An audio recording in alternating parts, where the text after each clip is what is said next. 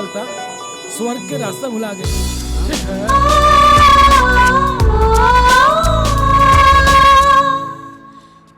कहा बेटी, यही उम्र में तोहरा घर के लोग घर से निकाल देलन? अरे ना चाचा, हमार घर वाला एजा बाड़न, यही से हमू एजा आ गई नहीं उनका साथे रहे खातिर। बहुत अच्छा कहलू, बहुत अच्छा कहलू बिटिया। मैडम जी, यहाँ तो सब बूढ़े बा, यहाँ तो हर आदमी क्या हो सकेला।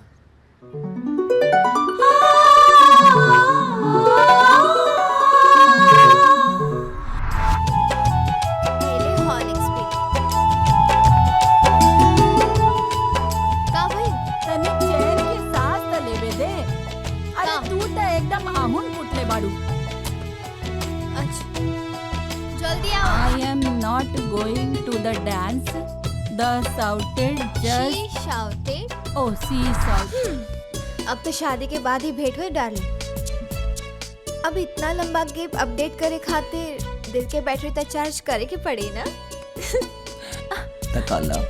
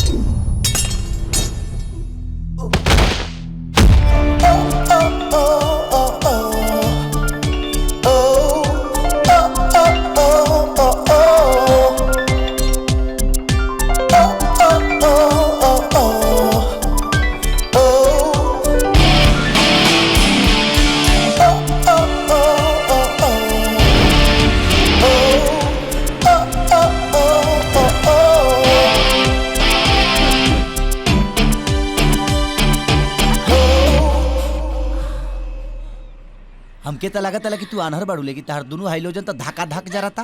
कुछ तो खास बात है तहरा में, हमारा दिल धक धक कर रहा। एगो काम करा, ब्लड प्रेशर के गोली खा, जा गई सब सिस्टम भाका भाक काम करी। अरे राजा जी, ये देख गोली वाला ना, विटामिन खाए वाला है।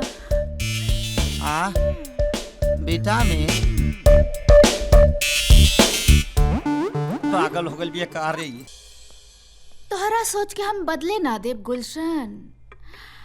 अभी तो राजा से हमार इंट्रोडक्शन भइल बा, बहुत जल्दी राजा के अपन हुस्न के जाल में फंसा के करोड़ों रुपया हथिया लेब। अपनों लगे भी गाड़ी होई, बंगला होई और ऐशो आराम से जिए खातिर बैंक बैलेंस होई।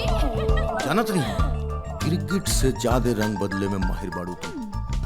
देखल जाई तहर कौन रंग राजा के मिजाज रंगीन करेला। भागा और फास्ट भागा, शाबाश। का मामा पहला ही राउंड में लगला पलांटी मारे। अरे भगीना, जाने तेरे बाबू, राते के मुर्गवा अभी तक सीजल नहीं खे। एक मिनट, यही से सिलेंडर गैस छोड़ा था। मारे दा मारे दा, स्पीड बढ़ा दा, सब खाली हो जाए। पक्का? हाँ, हमरू यह लागता।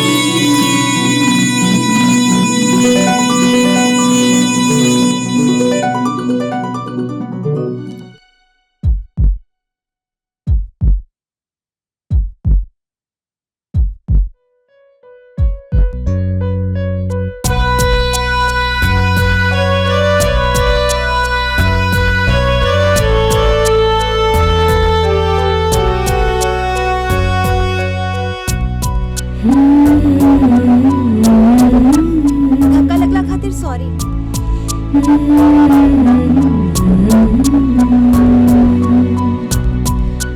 अरे यार सॉरी बोल देनी ना, अब जा ना।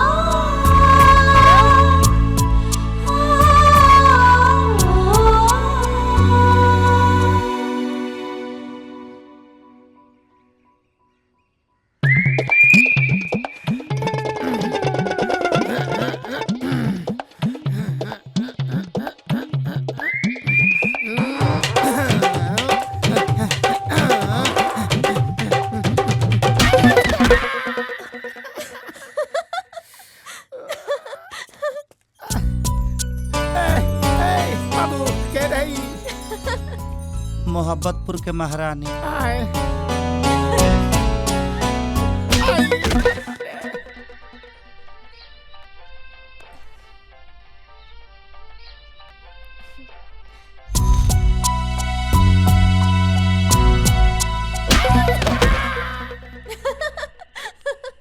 का हो रानी साहिबा, आज बड़ा गच लगा तारू, जॉब मिल गई का? अरे कुछ ना, तब काहे हंसी के हुहारा छोड़ ताड़ू? आज पार्क में एगो बड़ा अजीब सा लड़का से भेंट भइल रहे।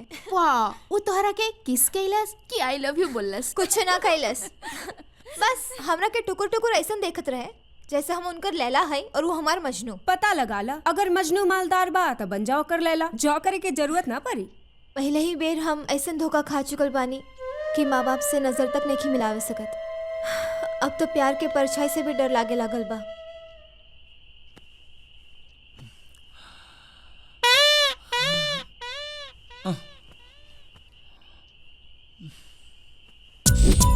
घरे सरे रे सा पगा, घरे सरे पानी रे सा।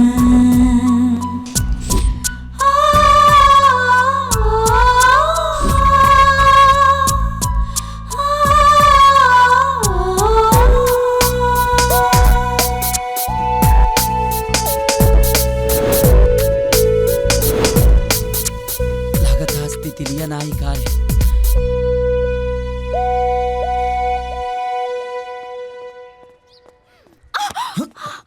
हाय राजा, हाउ आर यू? सफा अंग्रेजी छिल के लील गइल बड़ू।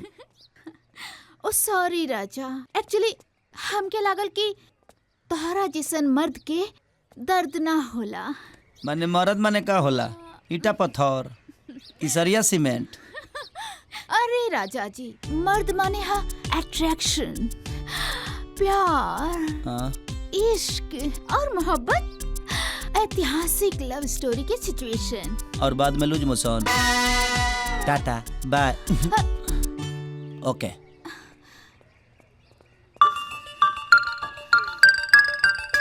आखिर ये घोड़ा तुम्हें घास क्यों नहीं डालने दे रहा है? कुछ समझ में नहीं आ रहा है यार। हुस्न की हजारों बिजलियां उस पे गिरा रही हूँ, लेकिन उसके दिल में प्यार की चिंगारी सुलग ही नहीं रही है।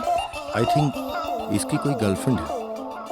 ए भगना, भाई बाइकवा बेच के एक हेलीकॉप्टर काहे नहीं खले ले? काहे मामा? अरे भाई बाइक कितना तेज चलावत रहा कि लागत है कि हमार मुड़िए उड़ी आ जाए। अरे तो तू काहे के चिंता करत रहा? तुहार वाला के बा। अरे मोर भगिना, देखब बेटा जब हम मरब ना तो तू कितना रोवत रहा। तू निश्चिंत रहा, हम तो के मरही ना दे। अच्छा अच्छा, आई प्राउड ऑफ यू बेटा, आई प्राउड ऑफ यू।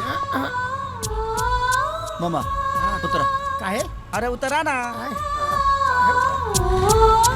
हाँ हाँ बस आ जाओ। का मैडम, गाड़ी के इंतजार करता रहू? हाँ अरे आज सब गाड़ी हड़ताल पे बड़ी से, एको गाड़ी ना मिली है सर।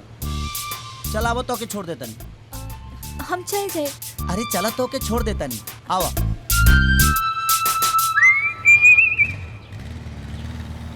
लागत आई लइका समाज सेवा के चक्कर में ई हमार मलाई मेवा निकाल दे।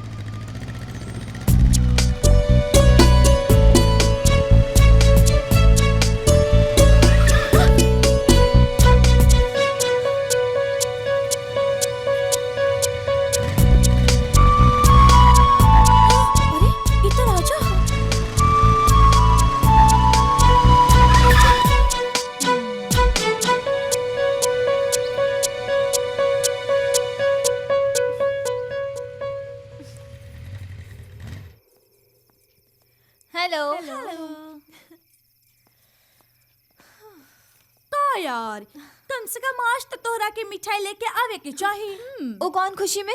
आशा हमने के सब बता देले बड़ी। राजा के कंस्ट्रक्शन कंपनी में तहरा के जॉब मिल गइल बा। कौन राजा? हमने के पट्टी मत पढ़ावा बेबी। उहे राजा के बात करत तनी सन जेकरा बाइक पे बैठ के तू रांची के दर्शन करत रहलू। ओ तो नहा धोआ के हमरा पीछे पड़ गइल बाड़न। अगर ऐसन बात बा डार्लिंग, प्रजा राजा के पीछे लाइफ सेट हो जाई तहार। तू तो ऐसन बोलो तारो जैसे वो प्रधानमंत्री के बेटा हवन। अरे पगली, रांची के मशहूर बिल्डर राजदेव सिंह के इकलौता बेटा हवन राजा। तो तू लोग का हमके भिखारी के घर के बुझे तारो? हम वो मशहूर बिल्डर के बेटी हैं। तो फिर एजा का झाक मारा तारू? जा अपना बाबूजी के पास। अमीर बाप के बिगड़ी औलाद को हम बहुत अच्छी तरह से जानते हैं। उन लोग के बिस्तर अच्छे होते हैं लेकिन नियत नहीं। और मुझे राजा में कोई इंटरेस्ट नहीं है। ओ हेलो, तोहरा जैसा ना तमाम लड़की हथेली पे अपन दिल लेके ओकरा आगे पीछे भटकत रहेली सन, बाकी केहू के दिल ना दहलन। यदि हमार बात पर विश्वास ना होखे तो आजमा के देख लो, ओकरा से दोस्ती करके। बिल्कुल, जब वो तोहरा के लिफ्ट दे देले बड़े, तू अपन ऑफिस में जॉब जरूर दी है। ओके, कहाँ बा उनकर ऑफिस?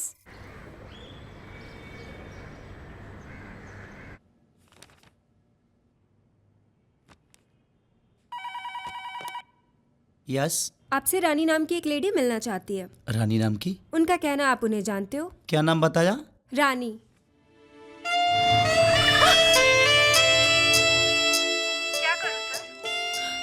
एक काम करो, उनको जल्दी मेरे केबिन में भेज दो। Okay sir. Ma'am this way. Thank you. Rani, hello. अरे तू पहले बता देला तो हमके, हम तो उससे मिले खातिर आगे रहती तो क्या हो क्या जरूरत तरला?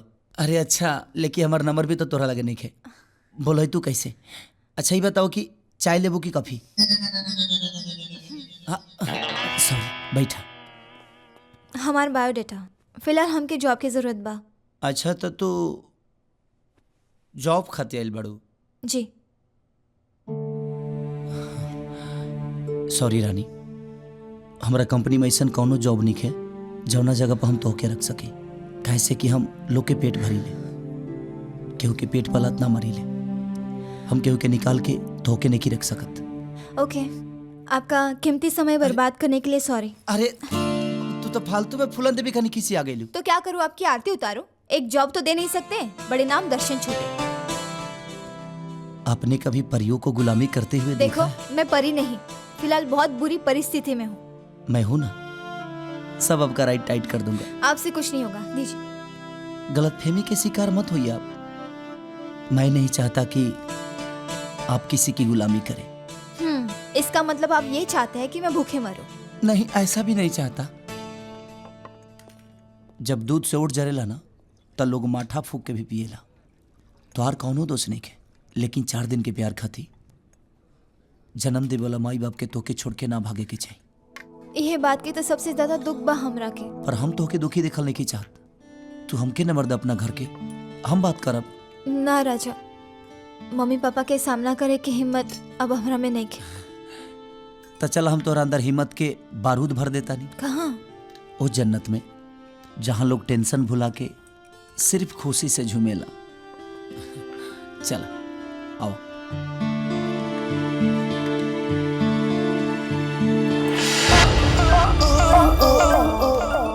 अच्छा, तो ई लौंडिया हिया अपन राजा के गर्लफ्रेंड। बहुत कठिन है डगर पनघट की, कैसे भरेगी अब खजाने की मटकी। बी पॉजिटिव यार।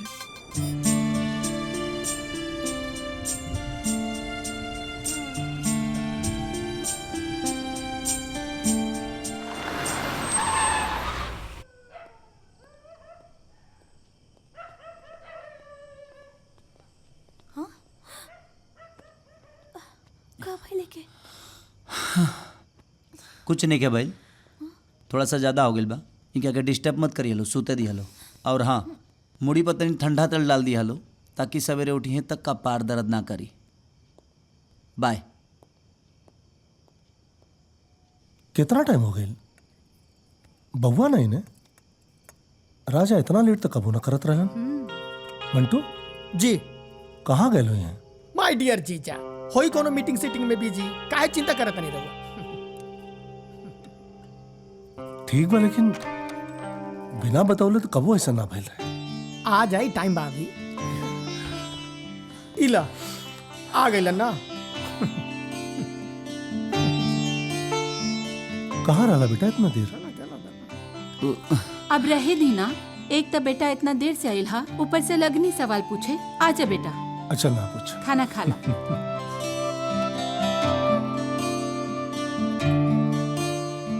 मत देर कल कर रहा, मन घबराला हमारा।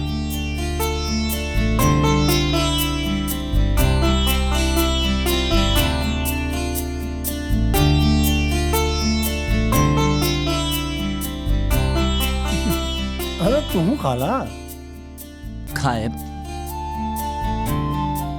अब रो लोग ने खाई, तब तक ले हम फ्रेश हो क्या होता नहीं। जा बेटा, जल्दी आई हा।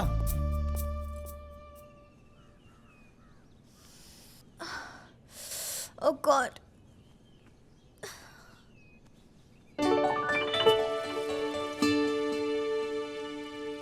ओहो, रानी साहिबा जाग गईली। कॉफी पीला। एक गुलदस्ता के लिए आए। अरे उहे ले आइल बात जो रात की तोहरा के यहाँ लेके आइल। हमरा के लिए आए, हमके नहीं के पता। राजा और के जब बर्दाश्त करे के पावर नहीं खे तो इतना पिए लो काहे? अच्छा भाई, राजा तो के यहाँ सही सलामत फूल की तरह सहेज के पहुँचा देहलन। ना तो तू अगर दूसरा मर्द के पल्ले पड़ल रहतू ना, तो तुहार उ होटल में ले जाके हिसाब किताब अच्छा से कर देतन। राजा तोहरा प्रति बहुत सीरियस बा रानी, तोहर बहुत फिकर बा उनका। अरे भोरे भोरे ये गुलदस्ता राजा लेके आइल रहलन, ये पता करे कि तू ठीक बाड़ू के ना। जब तहरा के जगावे के कहनी ना, तब पता बा राजा का कहलन। हमरा वजह से कोनो डिस्टरबेंस ना होके के चाहिए। सुते द हमार तितली रानी के। अरे जितना अच्छा राजा बाड़े उतना ही अच्छा तोहरा के नाम देले बाड़े, तितली रानी।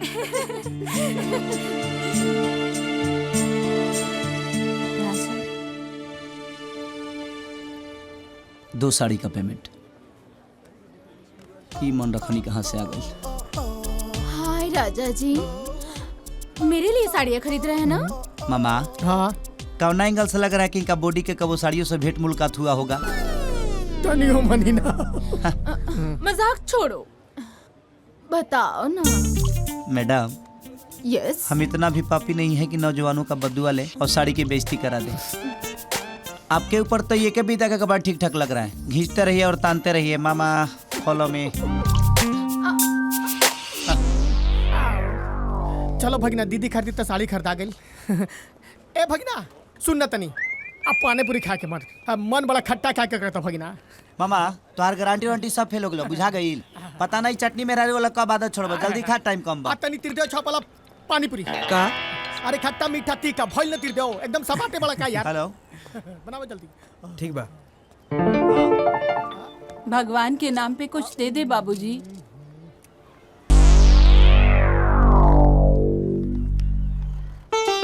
क्या है इसमें?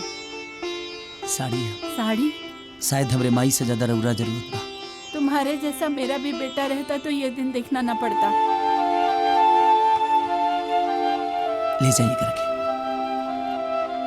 अरे भगिना, इस साड़ी तो अपना माई खातिर ले रहा ना। हाँ, लेकिन शायद माई से ज्यादा इनके जरूरत बा।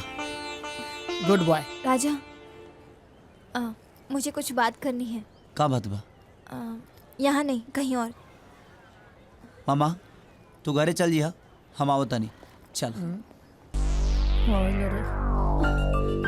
फिर लेकर चल गेली। अब का करी, मैटर सीरियस बुझाता। गुलशन बिना पता न कहाँ रह गई।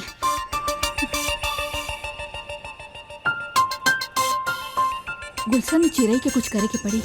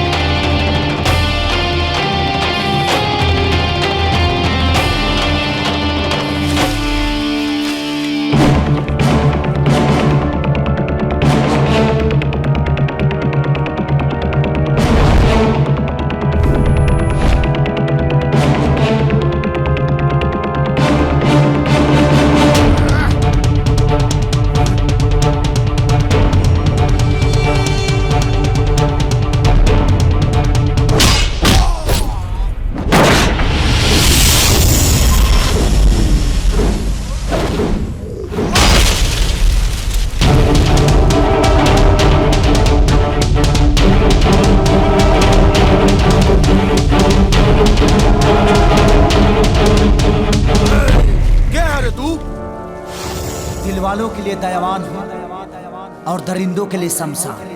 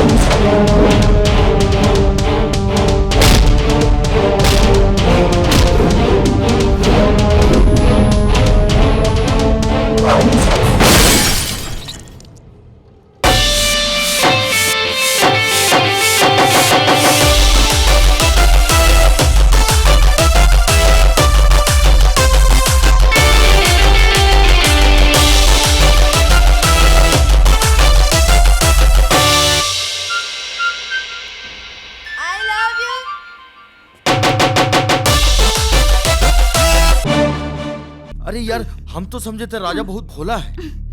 सर वह जहाँ जहाँ टच किया है पूरा जल गया है। तुम्हें तो मैंने लड़की उठाने के लिए बोला था ना। राजा से उलझना नहीं चाहिए था तुम्हें। हमें अभी सुलझन में पड़ना ही नहीं है। राजा का गुस्सा देखकर रानी से उसका प्रेम का टेम्परेचर समझ में आ गया। तुम्हारा कोई भी जादू उस पर चलने वाला नहीं है। अब क्या किया जाए फिर? करना क्या है, कोई करोड़पति रंडवा मुर्गा ढूंढना पड़ेगा। अब मुझसे ये सब नहीं होगा गुलशन। तुम मुझसे शादी करोगे या नहीं? बावली हो गई है क्या? नाक तक कर्जे में डूबा हुआ हूँ। कफन खरीदने का पैसा नहीं है और तुम्हारे लिए दुल्हन का जोड़ा कहाँ से लाऊं? तुम किसी लड़की के दूल्हा बनने के लायक ही नहीं हो।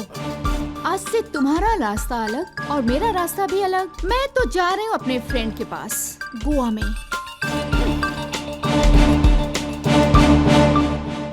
अरे हमार राजा भगीना कहाँ बंगाल के खाड़ी में डुबकी लगावत तड़े की फोन नहीं खेलगत यार।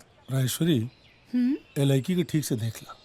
अब बतावा कि तुहार पतो बने लायक बिया कि ना। अरे वाह मालिक, ये दुल्हन तो एकदम फुलटू फटाक बाड़ी।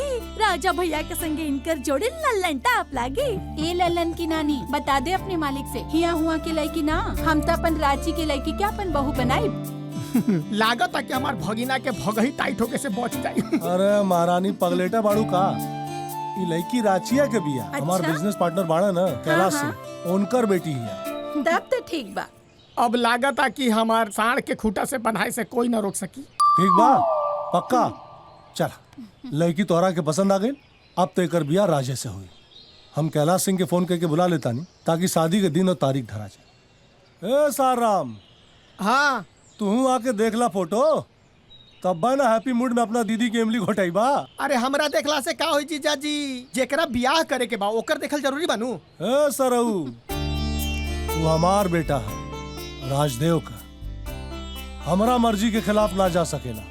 हम जहाँ कहब जौना लड़की से कहब, हमार बेटा आंख मूंद के बियाह कर। अरे बउआ आ गई। ए बेटा, तोरा खाते रखो गुड न्यूज बा। अरे कौना सुंगड़ी में डुबकी मारत रहे बाबू, तार फोन ना लगत रहे का भाई?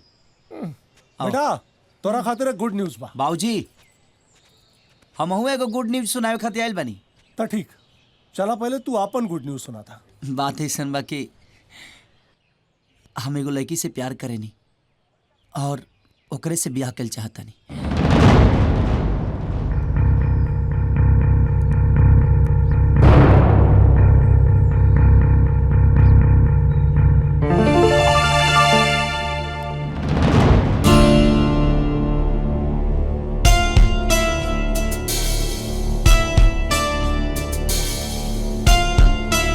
चला राजेश्वर।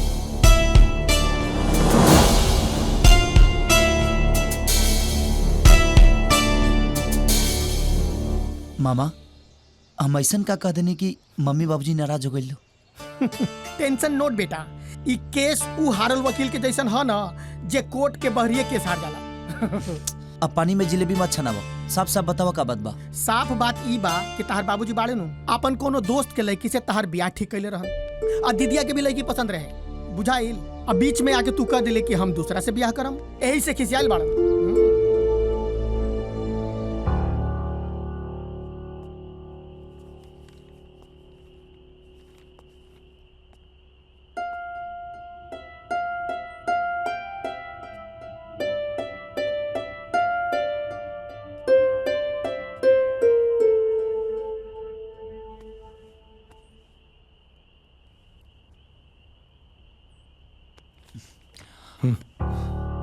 हमके नींद आवता, सुते था।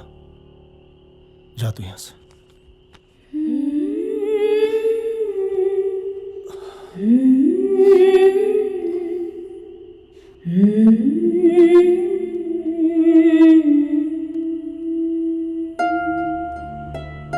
अरे मना कहीं नहीं ना, कदा नहीं ना, समझ में नहीं क्या होता। जाके सोचा।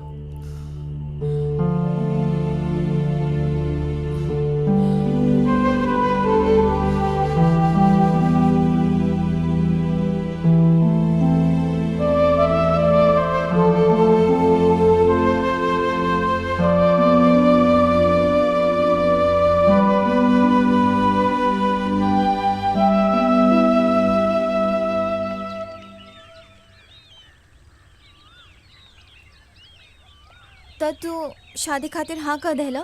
ना, लेकिन बाबूजी की नाराजगी हमके बहुत तकलीफ देता।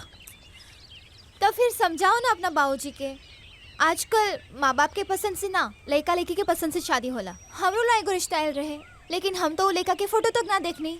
रानी, तोरा में हमारा में फर्क सिर्फ इतना बा कि तू खाली अपना बारे में सोचले, और हम माई बाबूजी के साथे साथे पूरा समाज के बारे में।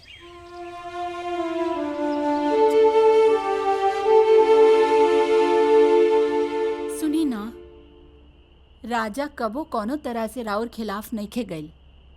हरदम एक अच्छा बेटा होके के फर्ज और कर्तव्य निभौले बा। हमनी के हर खुशी के ख्याल रखेला राजा। का हमनी के धर्म नहीं खे ओकर खुशी के ख्याल रखे के? का अपना पसंद से शादी करे के ओकर हक नहीं खे?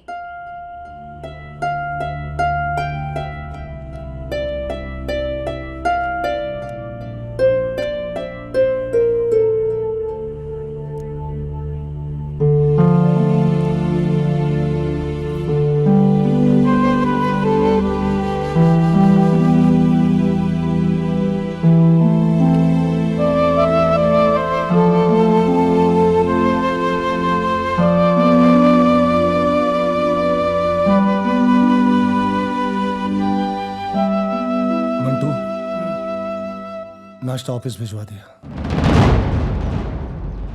बाबूजी,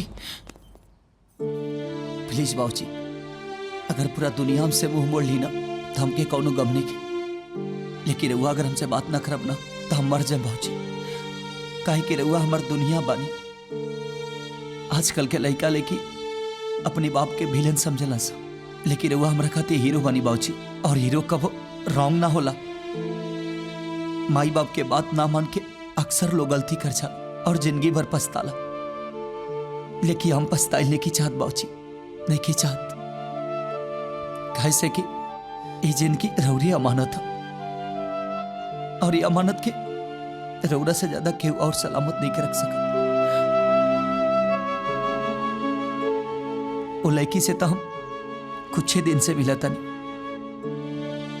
लेकिन रौरा प्यार की जरूरत बा हमके बाबूजी। प्लीज बात करिए हमसे।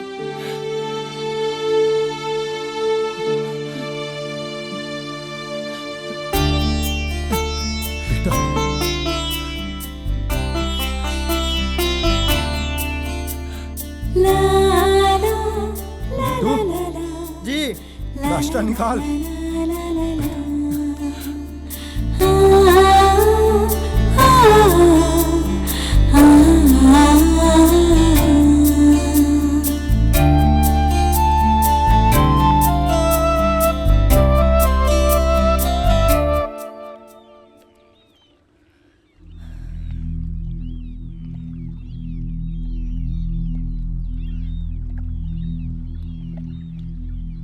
हमके माफ कर धरानी।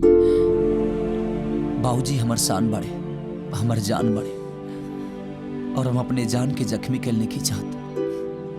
अब हमर बाबूजी जौना लेकी से कही है, जहां कहीं वही जी शादी करब। राजेश्वरी, हमनी के बेटा राजा खाली नाम के ना, दिल के भी राजा बा। हमरा खुशी खातिर अपना प्यार के कुर्बान कर दिलस। महान बा राजा, और ऐसे ने महान बेटा के खुशी खातिर हम कुछ भी कर सकीले। अब हम फैसला कर लेले बानी कि राजा का बियाह वही लड़की से हुई जेकरा से वो प्यार करेला। वो तो ठीक बा, लेकिन सांझ के राउर दोस्त यहाँ पहुँचे वाला बनी। हाँ, उनका चिंता मत करो, उनके हम समझा दे। देखा राजा, एक बार पहले भी हम प्यार में धोखा खा के बड़ी मुश्किल से संभल बानी। अब फिर से तू है दलदल में हमरा के फिर से धकेल चाहता रहा। तोहरा के याद बा ईश्वरी, जब से राजा हमनी की जिंदगी में आई तब से तरक्की के तमाम सीढ़ी चढ़ के आज हमें मुकाम तक पहुंचल बानी। राजा के खुशी हमरे खातिर बहुत मायने रखेले। हम राजा के दुखी कह के ना जी सकेले। राजा का बियाह वही लड़की से हुई, हम सोच ले लिया। हाँ जी, राजा के खुशी में ही हमनी की खुशी बा। माँ बाप के प्यार ने मुझे तुम्हारा गुनाहगार बना दिया, वरना हम तो तेरे प्रेम के पुजारी थे। के पास आ तुम बेवफा, याद रखना, अगर मेरा दिल तोड़ के तुम अपना संसार बसाओगे तो तुम्हारी खुशियों में ऐसी आग लगेगी जो तुम कभी बुझा नहीं पाओगे। अब आग लगे या मेरी चिता जले, बेटे का फर्ज तो निभाऊंगा।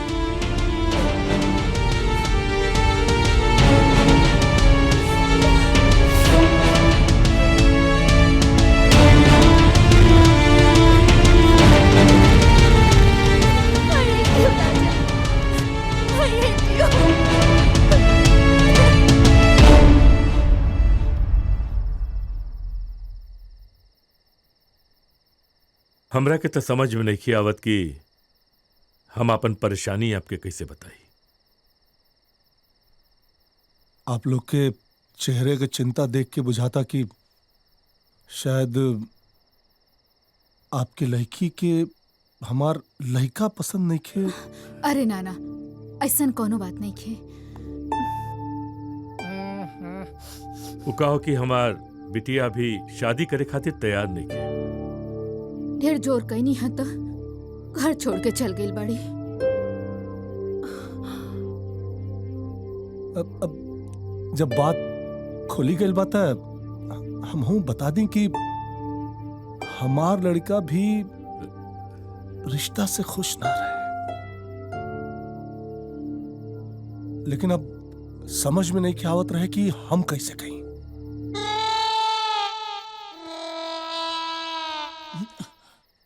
ये अच्छा भइल कि तुम बोल डाला, नहीं तब चला हम लोग।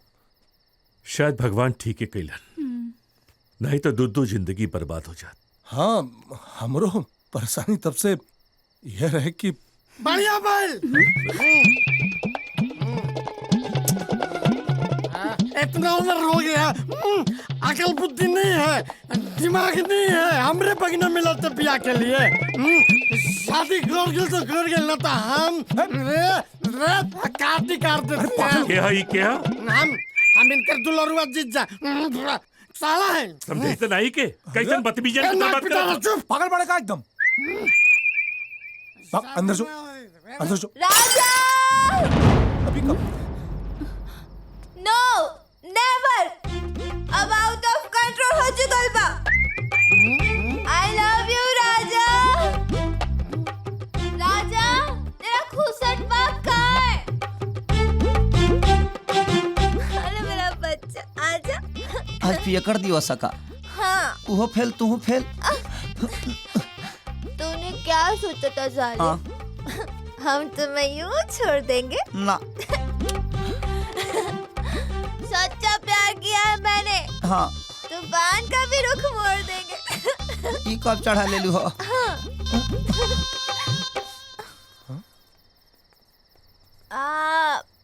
आप राजा के बाबूजी हैं? हाँ। आप बाप नहीं कसाई या कसाई? अभी पिटवाई हमरा के। जब राजा मुझसे प्यार करता है और मैं राजा से, तो आप जबरदस्ती उसकी शादी कैसे कर सकते हैं? अरे रानी, हे जा। रानी, राजा सिर्फ मेरा है। ये लड़की ना कटवाई। लड़की? राजा सिर्फ मेरा। अरे शांत हो जाओ बेटा। राउर बेटी बाना? हाँ। जी, हमरे बिटिया पिया। अगर तोहनी दोनों अपना एक दूसरे के फोटो देख ले रहतो सन, तो ये बखेड़ा झंझट ना न होइत रे। सॉरी नाक पिटा रहा, सॉरी। झुट्टो के 3 फेंक नीचे मार देनी हमें।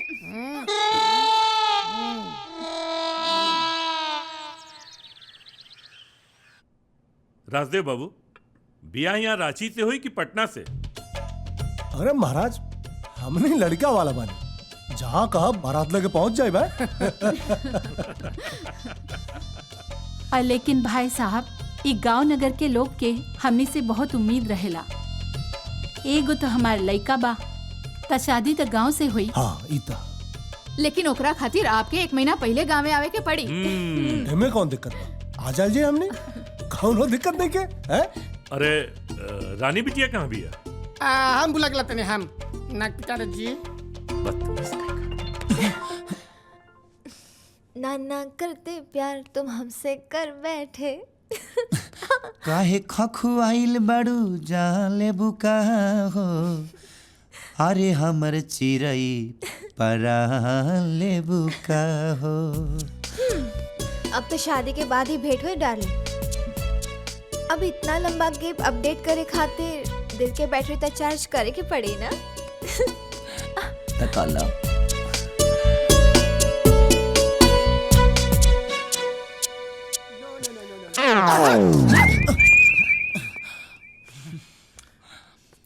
मतलब कि हुआ शादी सगाई के बाद चलता, अहिया गोद भराई के तैयारी होता। ढेर बेचनी तहरे बाजा ना जा। ए भगिना देख न रे, देख हमर बियाह नहीं के भइल तो बेचैनी ना होई। तो हमरो लग गइल। जाइबा आय जातनी ठीक बा, कोई मना नहीं के केवड़िया लगा ले। निपट के जल्दी आवा। हां आवा जल्दी।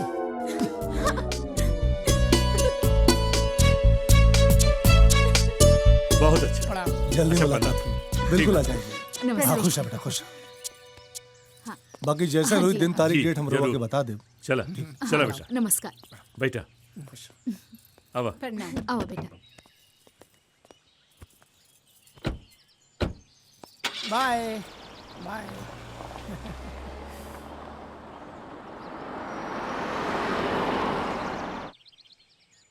ए भगिना।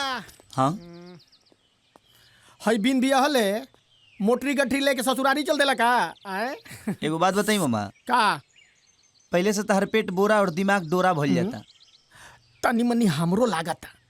खैर छोड़ा, हई राजा जी कहाँ खातिर कुछ करा तड़न। बोर्ड के मीटिंग खातिर दिल्ली जाता नहीं, तब तक ले तू 52 बीटा पिया, दिमाग ब्राइट रही। खुश रहा बेटा। खुश प्रणाम भाजी। राजेश्वरी, आज लगत बा हमार बेटा अपना पैर पे खड़ा हो गई बा। अब हम आराम करब। भाजी हमरुआ के कामे ना करे दे। बेटा लापरवाही मत करिया, टाइम से खाना खा लिया और अपन ख्याल रखिया। ठीक बा माई। राजा,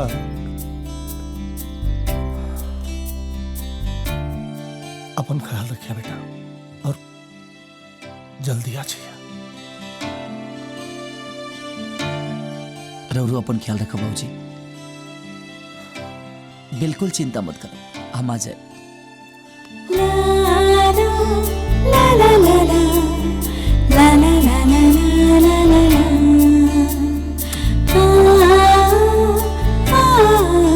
ठीक बा बाबूजी, टाइम से खाना खाते रहो। हाँ बेटा, तू ख्याल रखिए। हाँ।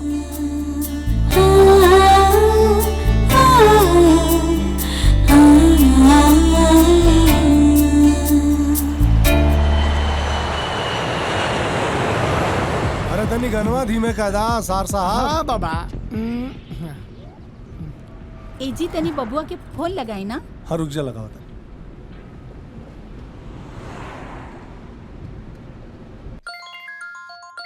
हेलो बाबूजी, प्रणाम। खुश रहा। हाँ बेटा, ला तो यार मम्मी बात कर चाहता। ला। हेलो। हाँ बेटा। हाँ माई, प्रणाम। ठीक बाड़ा ना तू? बहुत याद आवता तुहार। ए हमार लाल। अरे अब हम के बतियावे देबू। दा दा हम रख दा। हाँ बेटा। अरे बाबूजी, पूरा बटालियन कहाँ जाता? गाड़ी की आवाज आवता। अरे तू एक हफ्ता खातिर चल गई ला, तो हमनियो सोचनी कि गाँव हाल जाए। आखिर तोरे शादी ब्याह का इंतजाम तो होइजा करे के बाना बेटा। मैंने हमरा के छोड़ के सब लोग गाँव चल गए। अरे तो एक काम करिया बेटा, जब तुहार काम कंप्लीट हो जाए ना, वहाँ से सीधे गाँव आ जाइए। हाँ ठीक बाबूजी।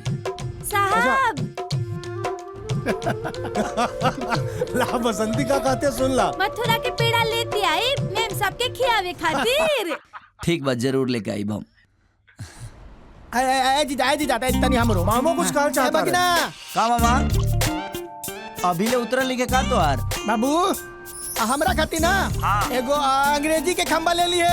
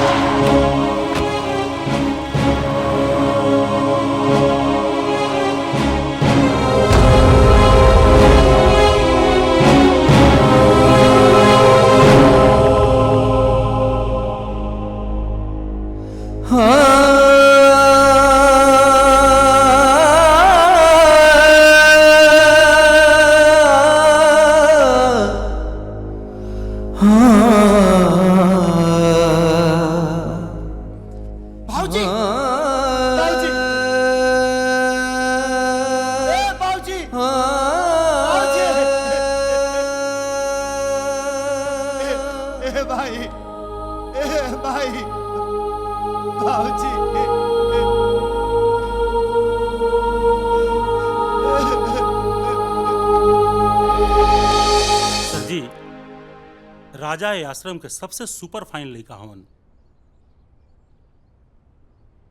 जितना लड़का बाड़न सनु सब के अपन भाई नियर माने ले, यही से सबके प्यारा बाड़े। दुख के कही बात बा कि अनाथ बाड़े, इनका प्यार दुलार में कमी मत रखब। रुआ चिंता मत करें, भगवान हमनियों के कोनो औलाद ना देले, बे औलाद बनी हमने। राजा के राजकुमार नहीं रखा, टेंशन मत ले। ठीक है, थैंक यू। आओ बेटा।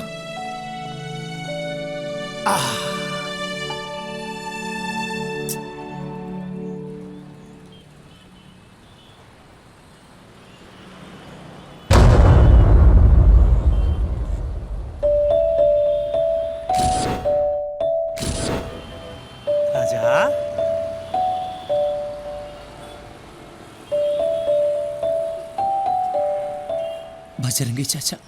अरे कैसन बड़ा बाबू, कितना साल हो गए तारा से भेंट भइला। तार माही बाबू ठीक बालो नु?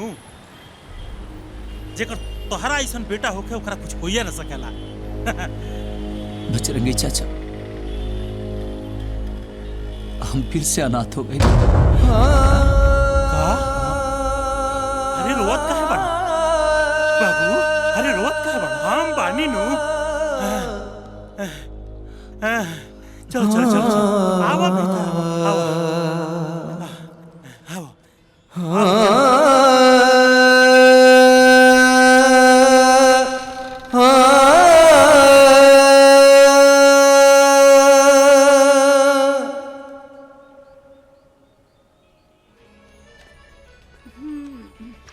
मेनुआ, रिमोट दो ना। ना हम ना देब। पहले हम अपना पसंद के सीरियल देख लेब, ओकरा बाद तोहनी के देखिया। ना हम ना देब कहनी ना। अरे दे ना। देब।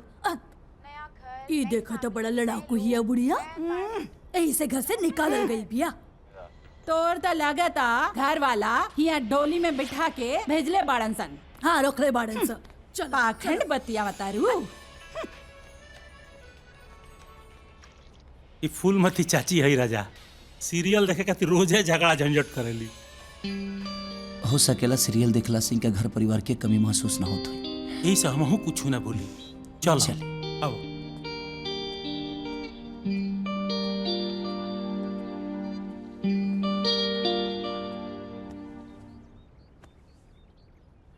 राजू जी पापा जी। 2 कप चाह ले आवो। लावत हैं। ये आश्रम में कितना लोग बा? 50-55 आदमी बाल है। जिंदगी संग ही बिताएंगे, ठीक है? अरे भाई ठीक है। राजा ही राजू हमन, ये आश्रम के किचन मंत्रालय इनके जी में बा। ए पापा जी, हाँ? ये अपन हित नात रिश्तेदार के हुए? अरे बुरबा की हमर लइका हवे। लइका? हाँ। अरे नमस्ते भैया, नमस्ते नमस्ते। अरे रजवा, का चचा कितना बेर कहले बानी कि हमार चाय हमरा ग्लास में दिहल कर। सॉरी चचा। लेकिन दे हमके अपवित्र गल चाहता है। हाँ। ले ले कहीं पी। ठीक है। अरे भैया, डोंट चिंता नॉट फिकर, यहाँ के पवित्र पंडित जी हैं। इनके देही केहू के देही से छुआ जाला ना त गंगा जल डार के अपना आप के पवित्र करे ले। 24 घंटा जार पार छुआ छत के चक्कर में परेशान रहे ले। और जितना देर पूजा करिए ना, बस उतने देर शांत रहिए बस।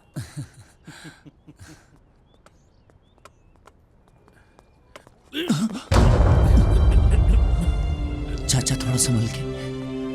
बाबू, ये सरदार चलावत चलावत खुद लाठी पर चले लगती।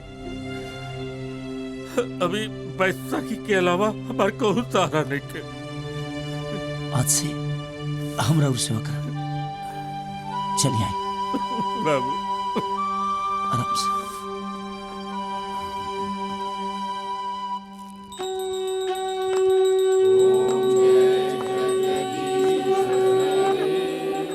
स्वामी जय जगदीश हरे, भक्त जनों के संकट, भक्त जनों के संकट पल में दूर करे। ओम जय जगदीश हरे। मात पिता तुम मेरे, शरण कहूँ मैं किसकी, स्वामी शरण कहूँ मैं किसकी, तुम बिन और न दूजा।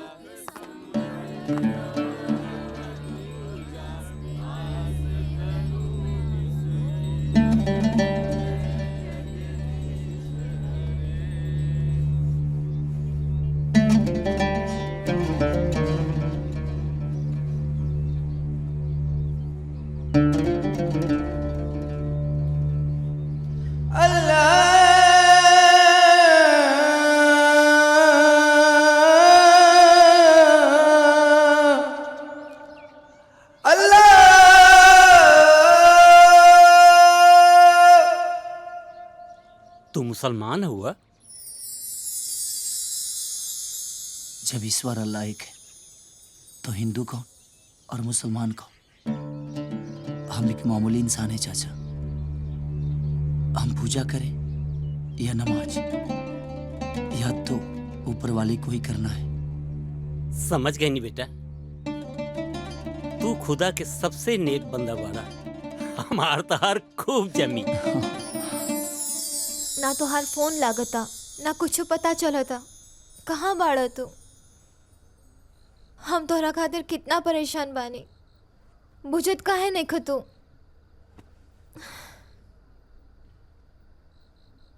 मेरे दिल को और ना तड़पाओ, वरना धड़कने रुक जाएगी। बस एक झलक दिखला दो, जान में जान आ जाएगी। ये लड़की कहीं भी सूत जाले। ए रानी, ए बाबू, रानी उठ बेटा, बेडरूम में चल के सो। चला था दूध पी के बेडरूम में सुता। ए राजा, गुड मॉर्निंग पापा। गुड मॉर्निंग बेटा, वेरी गुड मॉर्निंग।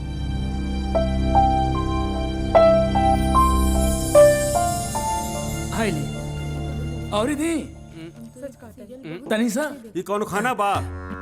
ना तेल बा ना नमक बा, कोनो स्वादे नहीं।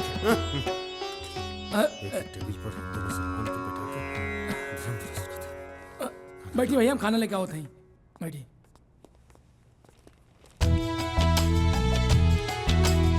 अरे भैया भैया भैया, अरे वो पंडित जी का जूठा हम ताजा लेके आओ थे। ऐसे भी बुजुर्ग के जूठा भगवान के प्रसाद के समान होला, और बहुत कम ऐसा लोगन के माँ बाप के जूठा नसीब होला। और ऐसे भी खाना के अनादर ना करे के चाहिए। रह दा बेटा। हाँ चाची, आओ थे। Good morning. Good morning. क्या बात है, ठीक है सब? हाँ भाई साहब। टीवी देख रहे हैं? हाँ वाह। जी भाई साहब। सबको गुड मॉर्निंग भाई। Good morning. करा जा बेटा, ठीक बड़ा? जी। Good morning. Morning, good morning. Good morning, good morning. बहुत बढ़िया, बहुत बढ़िया।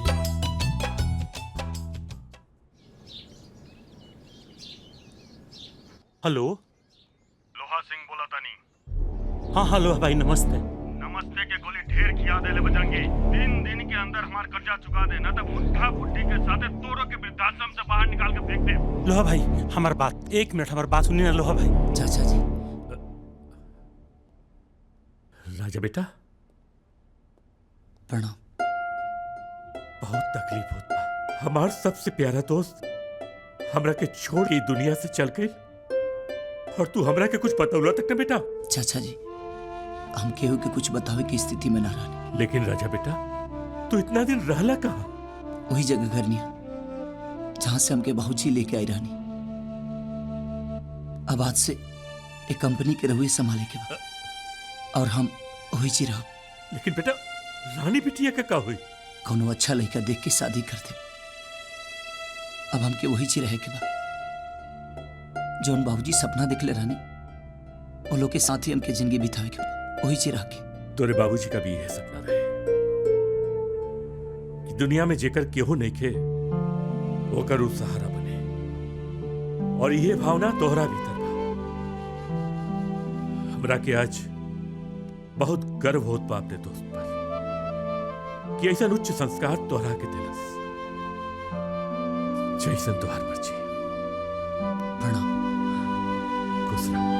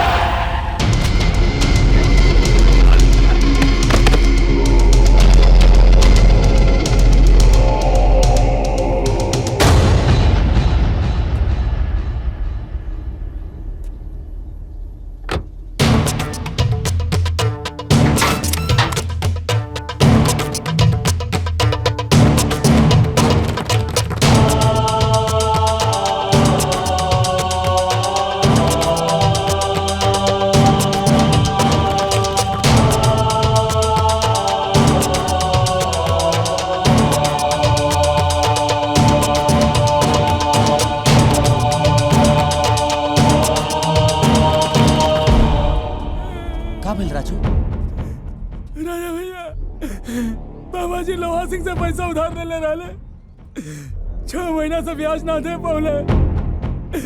लोहा सिंह अपन सूद और ब्याज के भरपाई करे खातिर भैया ई वृद्धाश्रम पे कब्जा करल चाहता भैया, और ये हमारी हाल को दिलस भैया।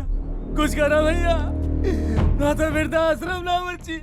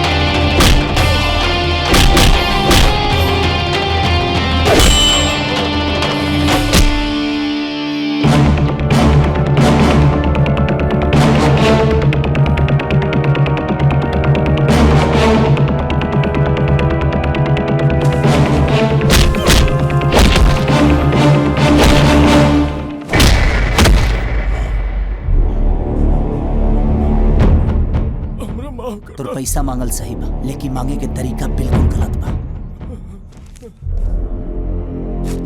ई ले ब्लैंक चेक, एमे सूद और ब्याज के साथ भर ली और दोबारा आश्रम की तरफ पैर मत रखी, वरना तोरा के लोग लोहा सिंह ना कटहर के कोआ सिंह समझी।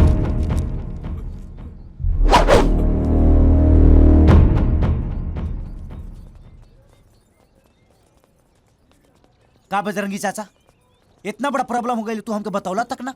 का बताई बाबू, हम देखा तनी कि तू अपने इतना परेशान बाड़ो। बस करा, यही जो सोचने कि अब तारा के आज से ये वृद्धाश्रम के परेशानी हमार बा। हमरा जीते जी वृद्धाश्रम पर केहू आंख उठा के ना देखी।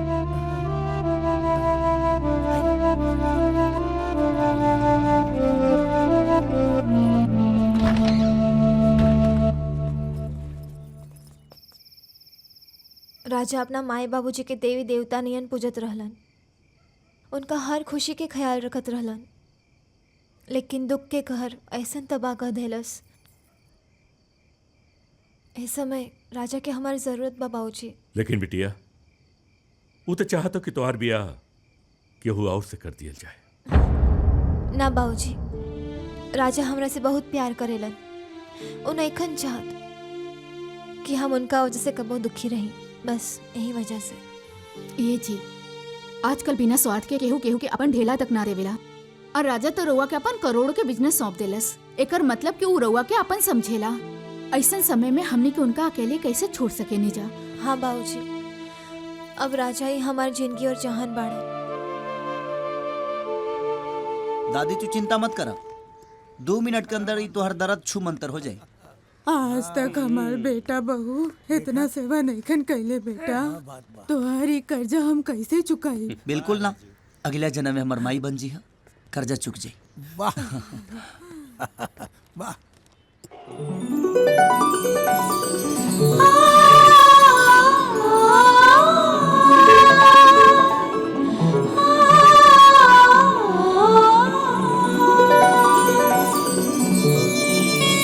वृद्धाश्रम में सुंदरी लगा था इनको समय खराबे चलता, स्वर्ग के रास्ता भुला गए।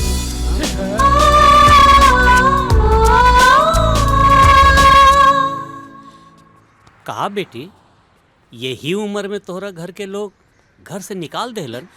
अरे ना चाचा, हमार घर वाला एजा बाड़न, यही से हमू एजा आ गई नहीं उनका साथे रहे खातिर।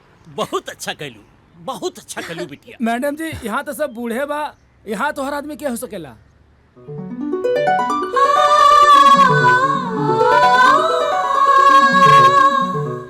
रानी तू यहाँ का करे बड़ू? तू का समझत रहला? तोरा कहला पे हम केहू और से शादी कर ले। करे के परी, इससे कि तू हमारा साथे खुश ना रह पाई। अब ये हमार घर और यहाँ के लोग बाग हमार परिवार बा। लेकिन हमार परिवार तो तू बाड़, हमार जिए के आधार तू बाड़, हम तोरा बगैर ना रह सके। रानी तू ऐसो आराम में पलल बड़ू, नाजुक बड़ू, तू ये माहौल में ना रह पाईबू। हमके तो तोहार दिल में रहे के बा। प्लीज रानी तू समझे की कोशिश करा। हमसे ज्यादा तोरा के समझे वाला बा? हम बहुत थक चुकल बानी, थोड़ा आराम कर चाहता नहीं। राजू। जी पापा जी। बबुनी के ले जाके उनकर कमरा दिखावा। ठीक है। बजरंगी चाचा यहाँ ना रह पाई है। हम एजा रहब। अच्छा ठीक बा तले आवे दो। और हम तोरा खानी सब लोगन के सेवा करब। चलो। आओ बेटा, आओ। आई आई आई। बहुत अच्छा।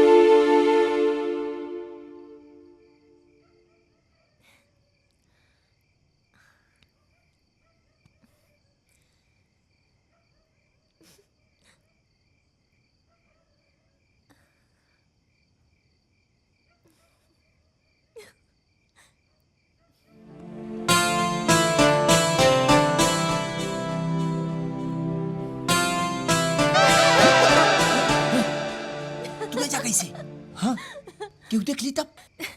कुछ ना होए, जोन हम करता नहीं जा ओ ई सब लोग करके पहले ही एक्सपायर हो चुकल बा। बकवास बंद कर, जल्दी जा यहाँ से। हम के अकेले सुते में डर लागता। डर लगता? इला बाबू दूध पीला। अच्छा खेलू चाची कि तू आ गईलू, तनिका के लोरी सुना के सुता दा। ना ना बाबा, हमार गला खराब बा, हम सोते जाता नहीं। अच्छा दूध पी ली? हाँ पी ले। देखा अब तो दूध भी आ गई। चाची कितना समझदार बाड़ी, हमारे मन की भावना समझ गई नहीं। अब तू तो समझ जा। समझे के परी।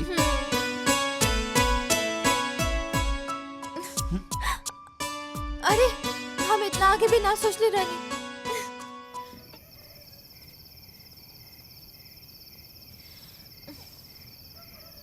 हमने के नाचते देख रवा लोगन के अपन जवानी याद आ गई ना।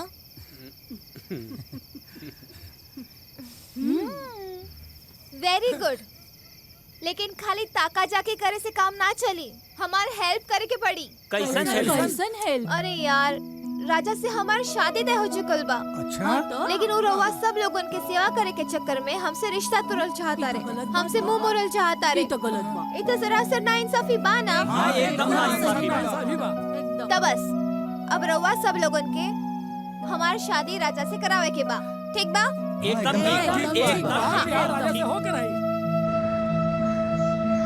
धीरे से सांस अंदर लीजिए, अब दूसरी साइड से सांस छोड़िए। वेरी गुड, अब अपने हाथ फैलाइए। राम राम राम राम राम। अपवित्र का दहलस, नीच कहीं का। का महाराज इंसान होके इंसान से घृणा करता नहीं, ऊपर से पवित्र के माला जपता नहीं। ये धरती पर जन्मल हर प्राणी अपवित्र बा। तहरा कहला से मान ले। सही बात बा। शरीर मरेला के याद में शरीर तो हो गइल ना क्लियर। जौन अपवित्र बा उ मर जाला, नष्ट हो जाला, और आत्मा हमेशा पवित्र रहेला। यही से ना उ कबो मरेला ना नष्ट होला। मन के गुमान छोड़ी महाराज, ये मन के पवित्र रखी, मन के। और मन पवित्र होला प्रेम से। जात पात ऊंच नीच के भ्रम हटा दे और ये दुनिया में रहे वाला हर इंसान से प्रेम करे। धर्म सिखा रही। वाह रानी वाह, तू शरीर के मजबूत करे वाला योग सिखावेलू और राजा मन के आत्मा के शुद्ध करे वाला योग सिखा देला। आखिर चेला केकर हवन? जी गुरु आइन प्रणाम। चला बजरंगी चा।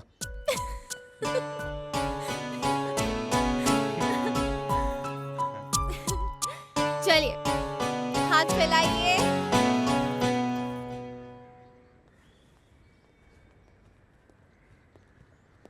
सही कहलू बहन, हम तो पहले ही कहत रहनी।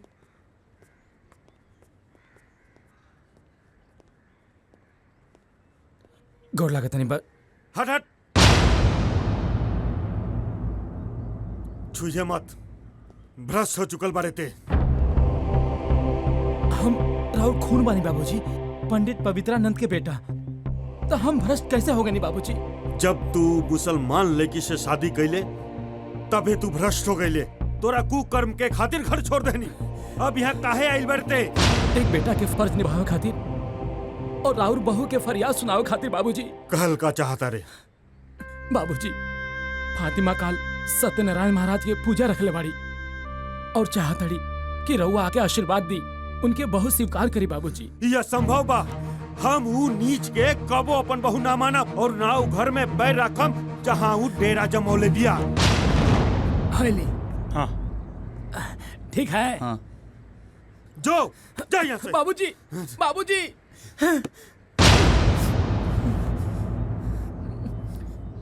भैंसी का आगे बीन बजाए भैंसी लागे पगुराहे भैया। ये हालवा पंडित जी के ऊपर से भगवान साक्षात जमीनी पर उतर के उनको समझाइए ना, जात पात के भंवर से बाहर ना निकली है। ठीक है बजरंगी चाचा। हाँ बाबूजी तो मना कर रहे, लेकिन आप लोग पूजा में जरूर आए। ठीक बा। एक मिनट,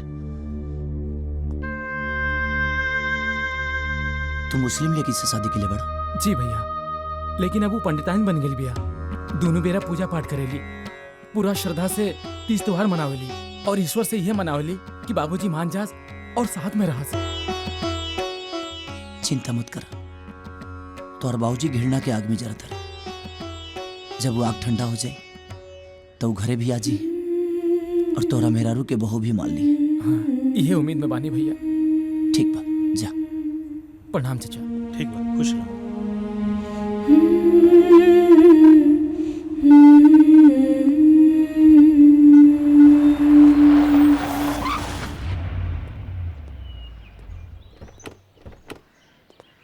प्रणाम राजा भैया।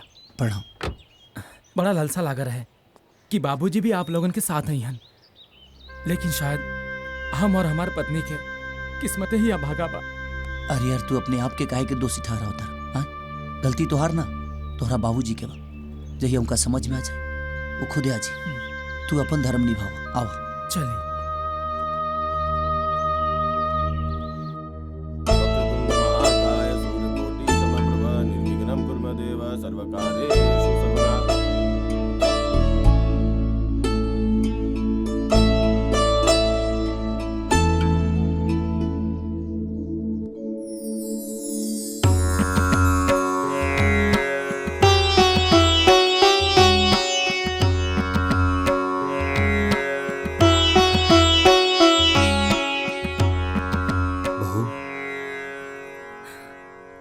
बाबूजी, बाबूजी।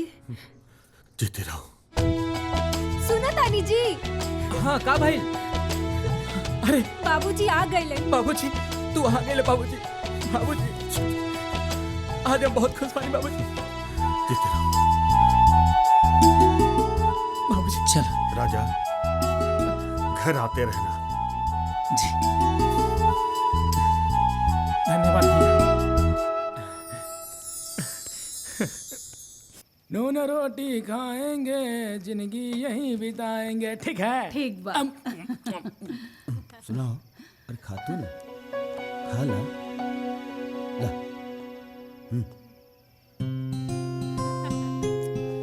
चाची पता ना काहे आज कुछ अच्छा ही नहीं खिलागत।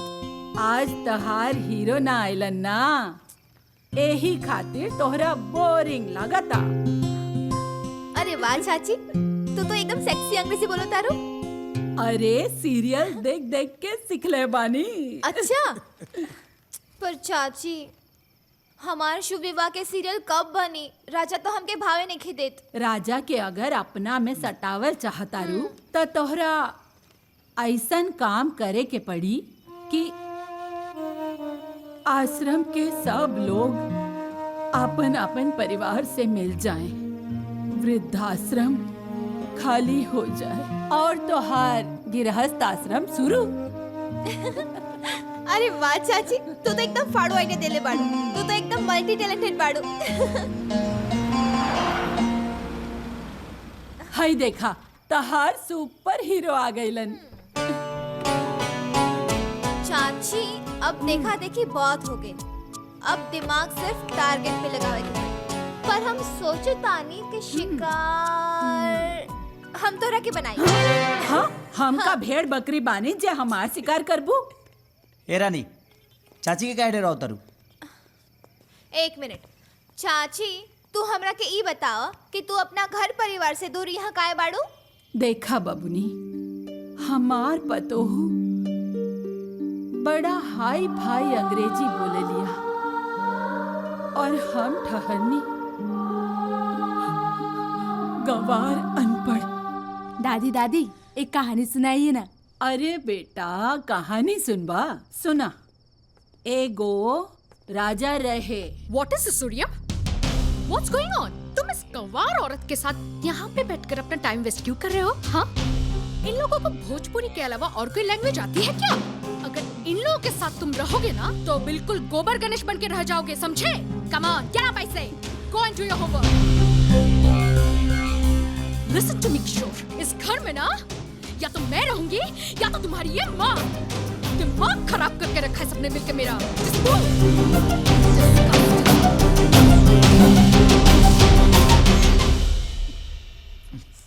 चाची, तोहार बहु पढ़ा लिखल बेवकूफ बिया जे भोजपुरिया मर्द से भी शादी करके भोजपुरी के महत्व ना समझ पावलस।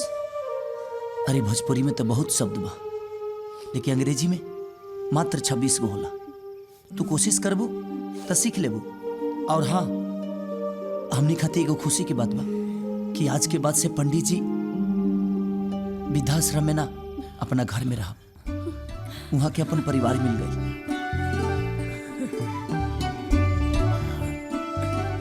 वो भी ना अंग्रेजी बोल ले। डोंट वरी चाची, हम तोहरा के अंग्रेजी पढ़ के भी सिखाए और बोले के भी। ओके? हाँ बिल्कुल सही मास्टर बड़ी तो रखा थी चाची। ओ हेलो, फ्री में ना सिखाए, फीस लागी।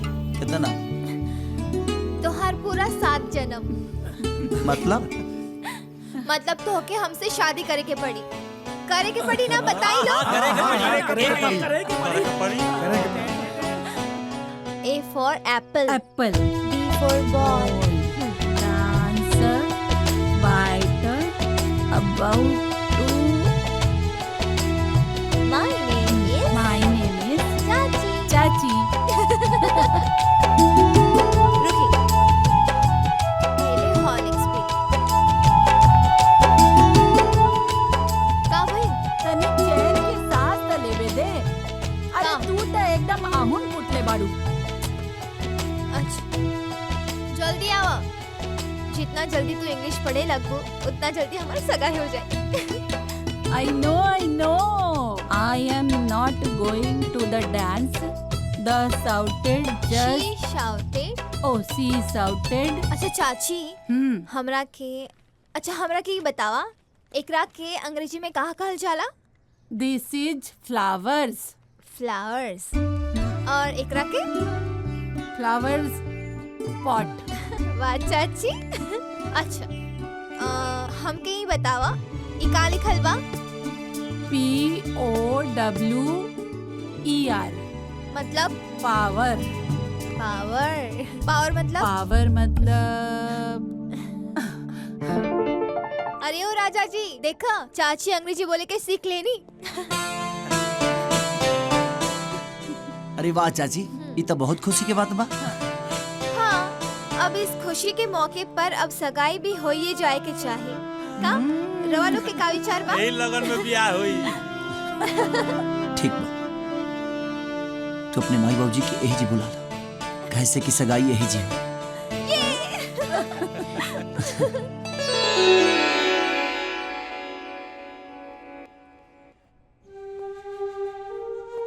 चला राजा, सब बहरी इंतजार करता।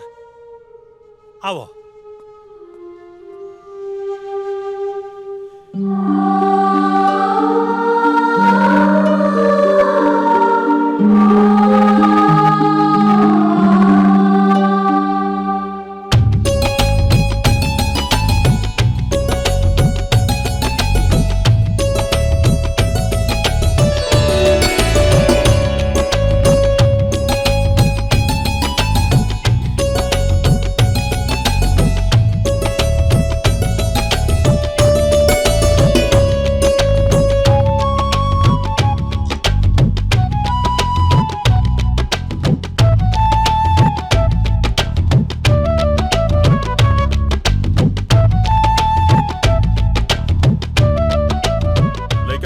पिता के बोलवाई, मुहूर्त के समय हो गइल बा।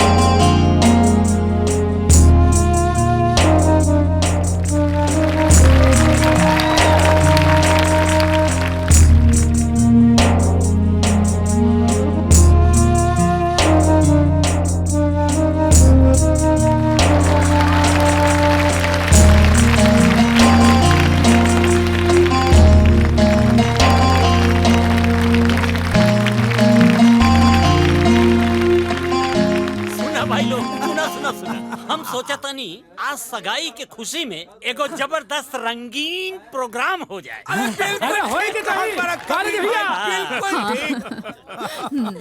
राजा भैया सुनो सुनो सुनो, हमनी के कौन जन्नत के सैर कराई? सब लोग खाना खाइल हा? खा ले ली बेटा, खा लेनी।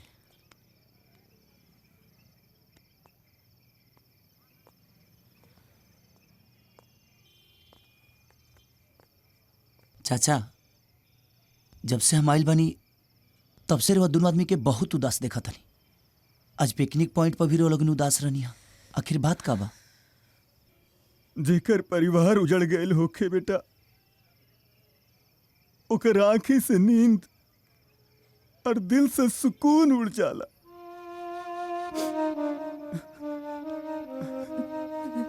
पिछला साल पूरा परिवार के साथ और जब पिकनिक मनावे गई रही सन, आज अकेले हो गए बानी। ओकर कम सतावत बा। एकर वजह का बा चाची?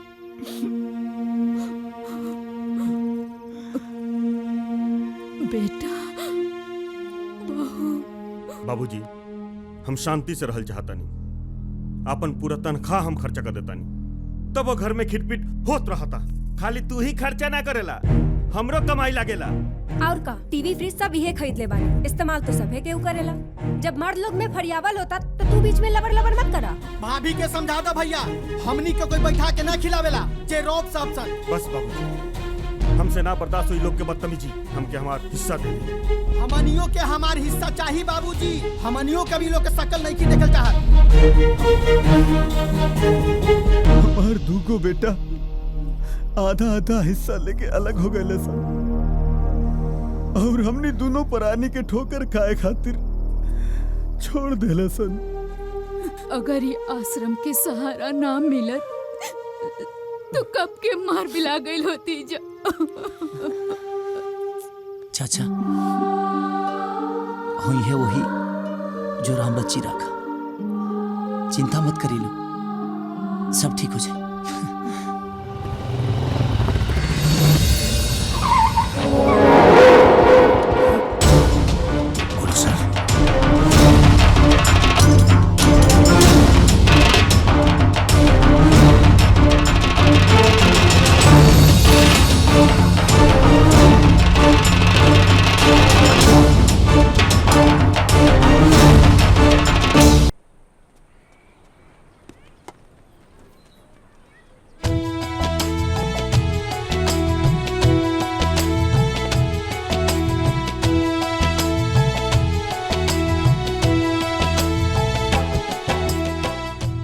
चाची तोरा के खोजत खोजत हमने के किडनी और फेफड़ा सब सूख गई। और तू जी क्रिकेट मैदान में क्या करता रहो? क्रिकेट खेले के बाद? सॉरी बेटा, बिना बताए ही आ गई नहीं।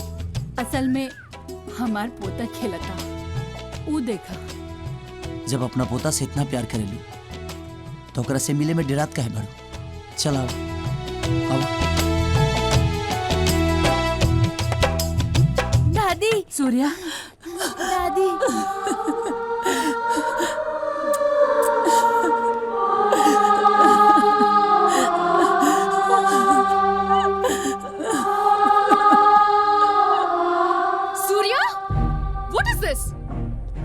ड्रामा चल रहा है, हाँ? How many times I've told you not to meet with this lady? लेकिन तुमको समझ में नहीं आ रहा है। Hey, you are a lady, I am a lady. अच्छा? I am a mother, you are a mother. I have a son, you have a son. Only difference, I am good, you are bad. सुना? सुना आपने? अब मुझे इस गंवार औरत से अब हमारा माई के खिलाफ एको लफ्ज बोल लू तो हर बेर की तरह ई बेर चुप ना रहो। अब तो हमारा माई भी अंग्रेजी बोलत रही तो तोर कलेजा नहीं ठंडा। संस्कार नाम के कोनो चीज बा कि ना तोहरा में? Surya, come let's go. No mummy, दादी जहाँ रहेंगी मैं भी वहीं रहूंगा। What? अब समझ में आ गई। जब तोहरा बुलाओ में तोहर बेटा नहीं खियावत तो तोहरा कितना दुख होता। तू हमनी माई बेटा के इतना दिन जुदा रख लू तो हमारा माई के कितना तकलीफ भइल होई।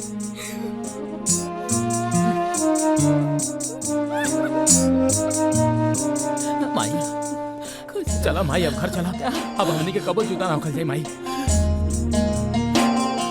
बेटा, आज तू साबित कर देना कि तू हमार बेटा हवा। चला माई घर चला, अब कबो ऐसा ना होए। ठीक बच्चा छी, अब तो तोरा परिवार भी मिल गई। राजा बेटा, तू अपन ख्याल रखिया। और तू अपन ख्याल रखिया, ठीक बा? रानी के भी ख्याल रखिया बेटा। ठीक बच्चा छी, जाए। राजा, कबीर चाचा की तबीयत बहुत खराब बा, जल्दी चलो। रानी, अचानक कबीर चाचा के का हो गई? चाचा जुमा की नमाज पढ़े खातिर मस्जिद गए रहनी और जब वापस आई नहीं, पता ना कैसे चक्कर खा के गिर गई नहीं। वो कहा ना राजा भैया, चाचा के बहुत दिन से हार्ट के प्रॉब्लम बा। ए डॉक्टर साहब, कंडीशन क्वेश्चन बा यहाँ के? इनकर बहुत स्थिति खराब बा, जल्दी से इनकर घर वाला के बुला के भेंट करा दीजा। इनकर बच्चे के बहुत कम उम्मीद बा। हे बाबू, इनका तय लड़का बा रहमान और वो परिवार के साथ दुबई में रहेला। तो बात करी ना चाचा। हाँ चलो, नंबर देते नहीं। नंबर चलो, अब अब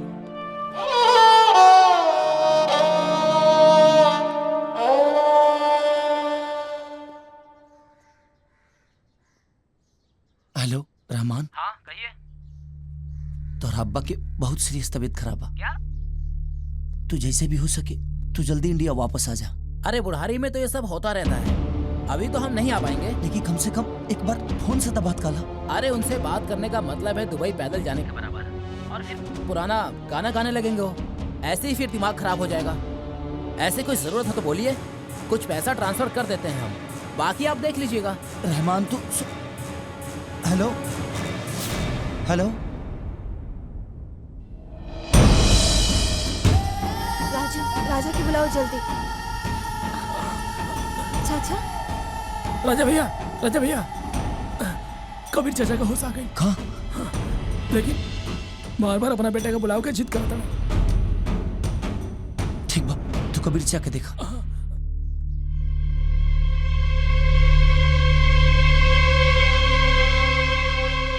राजा बेटा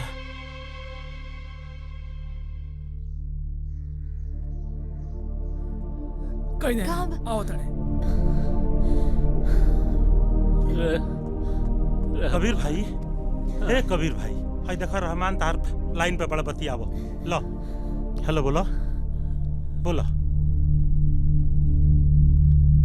हाँ रहमान का हाल चाल बा बेटा? हम ठीक बनी अब्बा। अरवा किसन बनी अब्बा? हम ठीक बानी। अरवा थन को चिंता मत कर, हम कल आवतनी अब्बा पूरा परिवार के साथ। हमरवा के कुछ ना होके दे अब्बा। खुदा हाफिज बेटा। खुदा हाफिज अब्बा। का कबीर भाई हैं? खुदा हाफिज।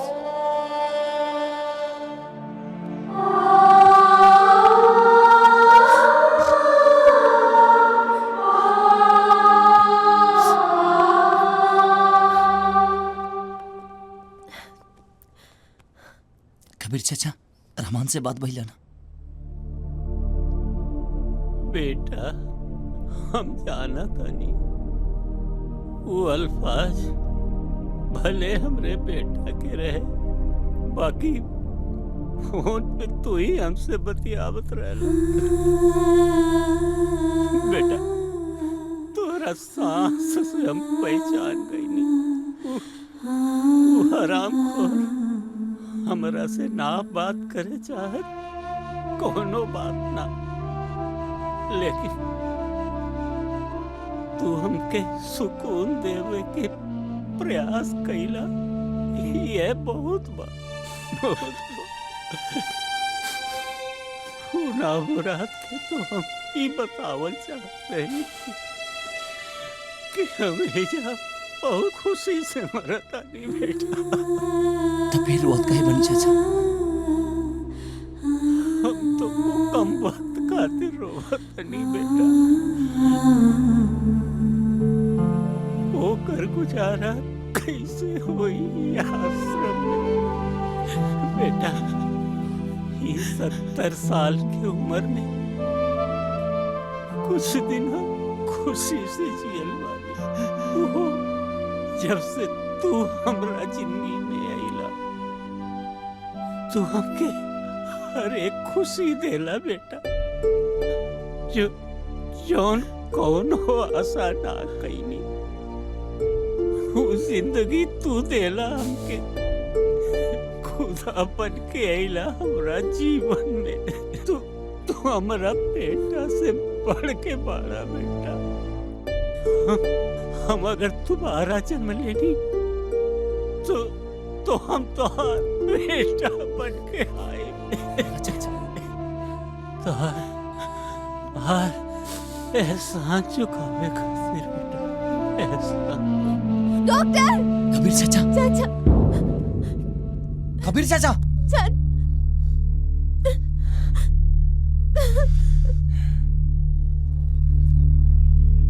हमनी के कौन जन्नत के सैर कराई? तू मुसलमान हुआ? इन्ना लिल्लाहि व इन्ना इलैहि राजिऊन। माफ करता, माफ, गलती हो गई। वाले बोल। हाथी, मारी, पिशाच, सबसे खतरनाक भूत होखेला ईमानदारी के।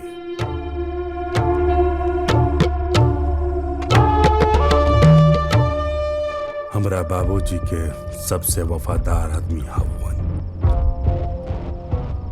एकरा पर तोर जादू ना चली। छोड़ दे।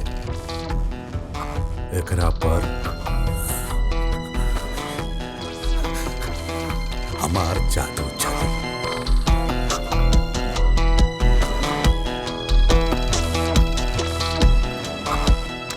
बताओ बाबूजी कहाँ पड़ा?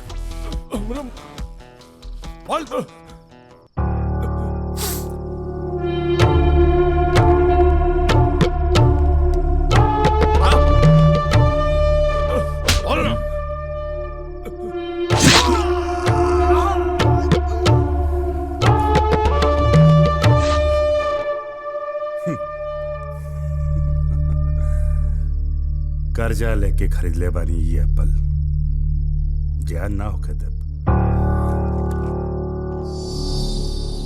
काहे खातिर तक करोड़पति बाप के लइका है हम, लेकिन एगो एप्पल खरीदे का औकात नहीं है। जानता रे काहे? हमारे बाबूजी अपन प्रॉपर्टी हमारा नाम लिखन कर चाहत, प्रॉपर्टी के पेपर लेके भाग गए बाड़ा। जब तक ये प्रॉपर्टी के पेपर हमरा हाथ ना लगी तब तक हमरा भिखमंगा की जिंदगी जिए के पड़ी। ए भाई एगो एप्पल दे दे ना भगवान के नाम पे। ए भाई एगो एप्पल दे दे ना भगवान के नाम पे। ए भाई एगो एप्पल दे ना भगवान के नाम पे। ए बाबा दे ना रे। नवाब बन के रहे के शौक बा हमार। सुन तू बता, तोरा अपाहिज बन के रहे के बा कि लाश बन के रहे के बा? बोल। भैया जी और बाबूजी के पता चल गल। भैया जी का बाबूजी के पता चल गई। बाबूजी वृद्धाश्रम में छुप के बैठल बनी। बाबूजी के पता चल गई। बाबूजी के पता चल गई। बाबूजी वृद्धाश्रम में बाड़न। सुन तू जल्दी जो। जी भैया। एगो बात याद रखिए, दुश्मन बाप जहरीला सांप से भी खतरनाक होखेला। जरूरत पड़े ना ओकर मुंडी कोच दिए, लेकिन प्रॉपर्टी के पेपर लेके आई। जाते भैया। जो जो जो जो जो बाबूजी के पता चल गई। बाबूजी के पता चल गई। अब जो तोरा के माफ कर देनी। जो जो जो जो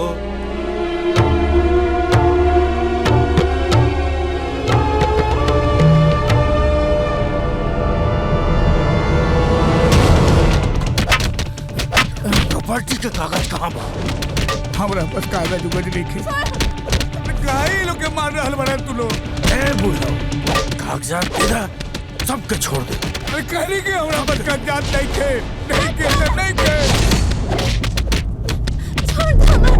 ई सर्व कहाँ से आ गए? तोहरा कागजात चाहिए ना? कागज एकरे पास बा। अगर तोहरा कलेजा में दम बानू तो ले ओकरा से कागजात। कैसन कागज चाचा? अरे ओकरे ऐसे कभी ना लइका पूरा ये दुनिया में नहीं खे। अरे हमार बेटा विभूति सिंह जोहन की हमार पुरखों के प्रॉपर्टी के बेच के अयासी के अड्डा बनावे के चाहत बा। उहे प्रॉपर्टी के कागज के हम बचावे खातिर बेटा यही से हम आश्रम में आके लुकायल बनी। कागजात देवे के बा कि नहीं खे देवे के?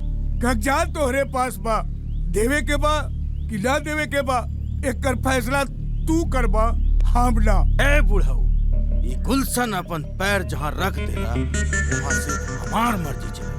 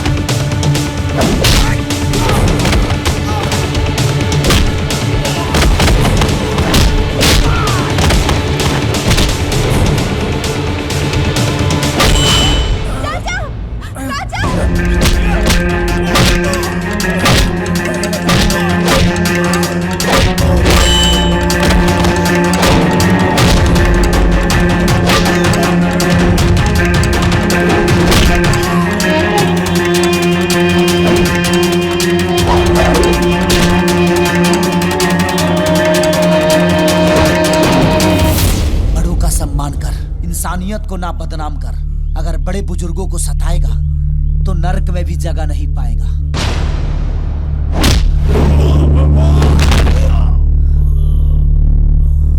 चाचा,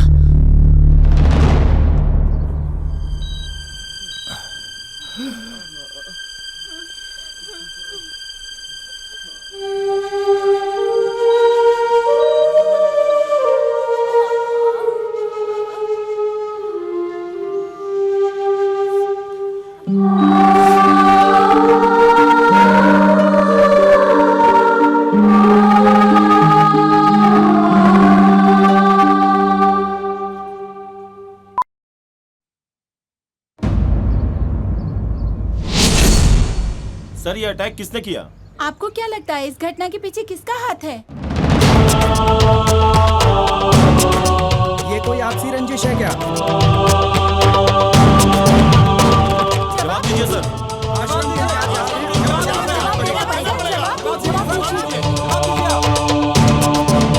लोग अपन माई बाप का आश्रम ई खातिर छोड़ेला क्यों लोग सुरक्षित रहे, लेकिन कहाँ बा सुरक्षित लोग?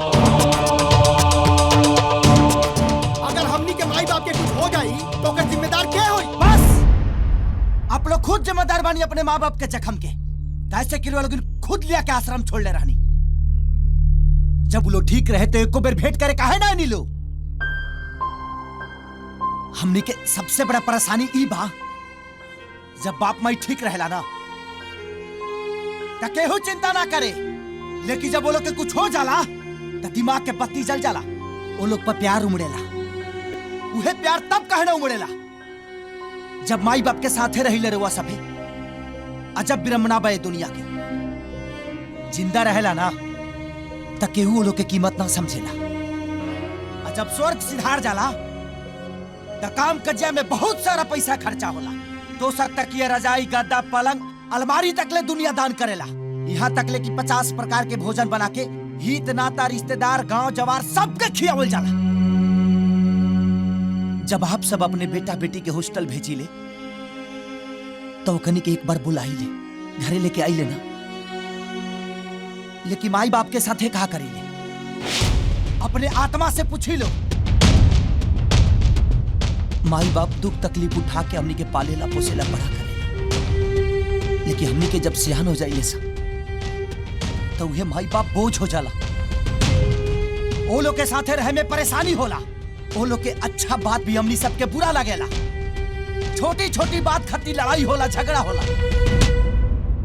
और एक दिन ऐसा न आवेला कि हमनी के अपने माँ बाप के ही घर से निकाल दिले जा। का बताई, एगो माई जब अपना बेटा के पैदा करे लेना तब कबू सुंदरता के मोह ना करे हो। लेकिन एगो सुंदर बीबी के चक्कर में हमनी के अपने माँ बाप के ही घर से निकाल दिले जा। बीबी बच्चा के साथ देश दुनिया में घूमी ले जा, शॉपिंग कर ले जा तो बहुत अच्छा लगेला। लेकिन माई बाप घर में पड़ा रहेला और घूट घूट के जिएला। ओकर परवाह केहू ना करेला। जब माई बाप बूढ़ पुरनिया हो जाला ना तो ओकर दिल दिमाग एगो बच्चा के हो जाला। और एगो बच्चा के कितना अरमान होला लोग अपना बचपन से सीखी, अपना बच्चा से सीखी। फालतू सवाल कैला से कुछ ना हुई। पहले अपना जमीर के जगाई लो। बेटा पतो का होला, एगो बेटा के फर्ज का होला, पहले एक के समझे के कोशिश करी लो। किसी ने ठीक ही कहा है, मां की दुआ कभी डाली नहीं जाती, मां की बद्दुआ कभी खाली नहीं जाती। एक मां मेहनत मजदूरी बर्तन मांज के 4 बच्चों का पेट पाल लेती है, लेकिन आज के डेट में 4 बच्चों से एक मां पाली नहीं जाती। आप इतना ज्ञान बांट रहे हैं, क्या आप अपनी माँ बाप की सेवा करते हैं? हमारा किस्मत में वो सौभाग्य नहीं है। हम अनाथ बानी।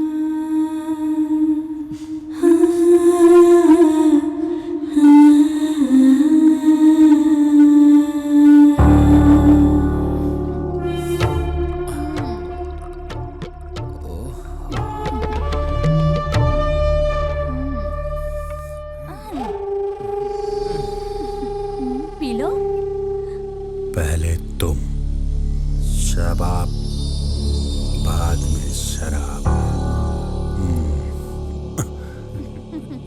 ई शराब से ज्यादा नशा तोहरा में बा। भैया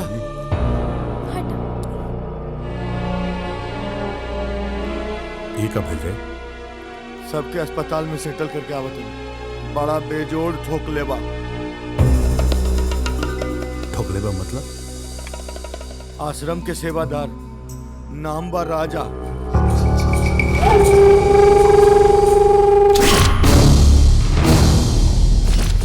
ये हा राजा।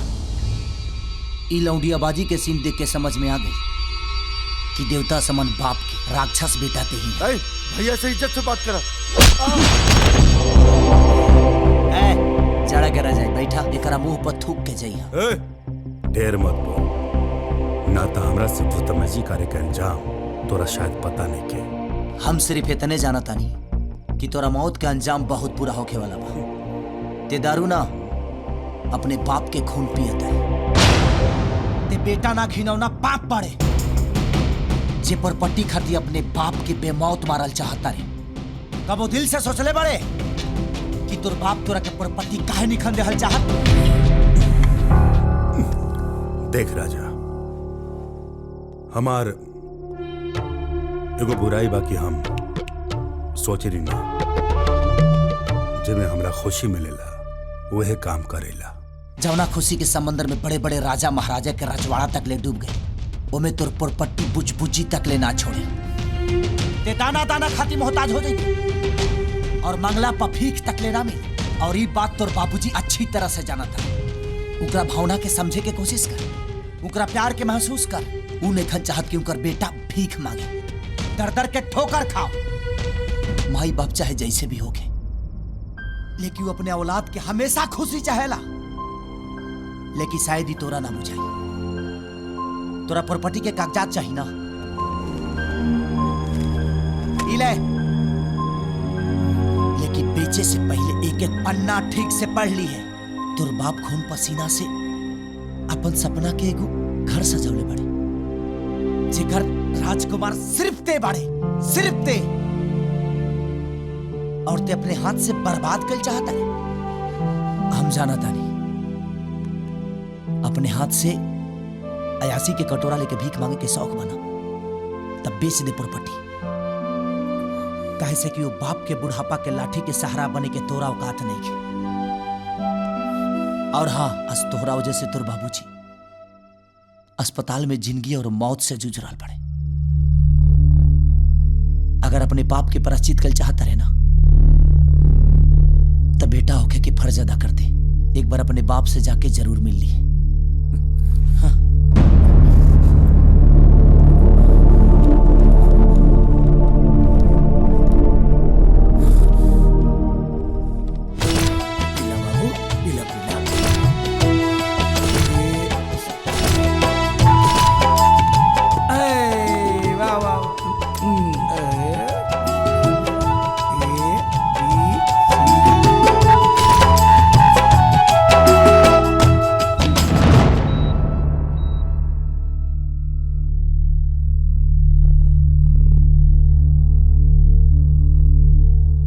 डॉक्टर साहब, हमरा बाबूजी के बचा ली, चाहे जितना खर्चा लगे। हमरा बाबूजी के कुछ ना होके के चाहे।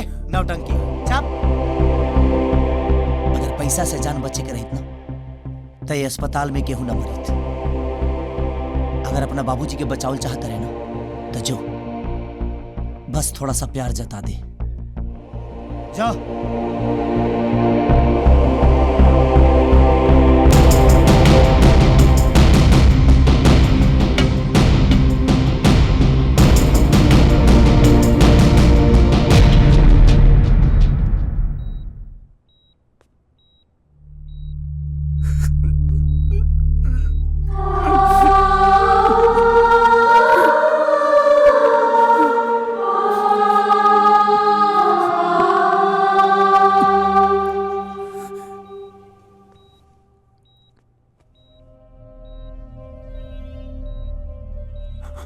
बाबूजी, बाबूजी,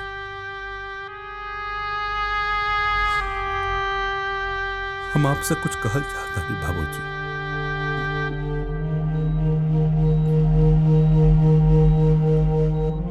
जिंदगी भर वो हमरा के अच्छा इंसान बनावे की कोशिश करी, लेकिन हम तार कबो ना सुननी। बहुत पछतात तनी बाबूजी। अरे हम स्कूटर चलावल याद रखनी बाबूजी, लेकिन साइकिल चलावल भुला गई।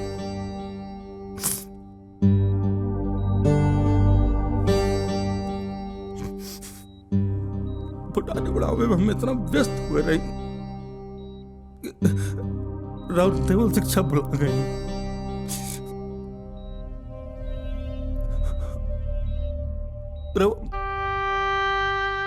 बाबूजी, और वो हमरा कबो ही ना कहने की तू अमीर बन बेटा, बहुत अमीर बन ना, डॉक्टर बन ना, इंजीनियर बन ना, तू खाली अच्छा इंसान बने खातिर कहले रहा ना।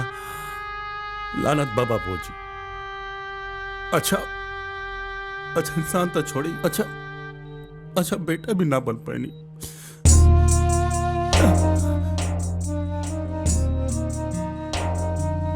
हमरा के कई दफा माफ कैले बानी बाबूजी, लेकिन एक बार और माफ कर दी बाबूजी। हम वादा करते नहीं आपसे बाबूजी कि हम कबो गलत काम ना करब, और वो जोन काम हम हुए करब। बस बाबूजी हमरा के एक बार खाली माफ कर दी बाबूजी, एक बार माफ कर दी बाबूजी।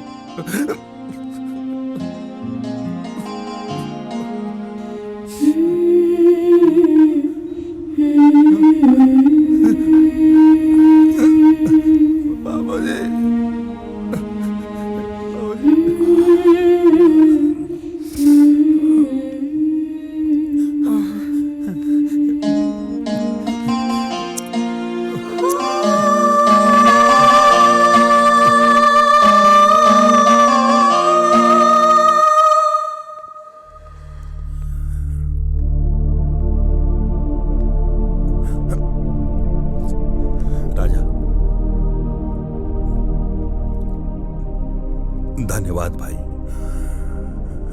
हमरा के ये एहसास दिलावे खातिर कि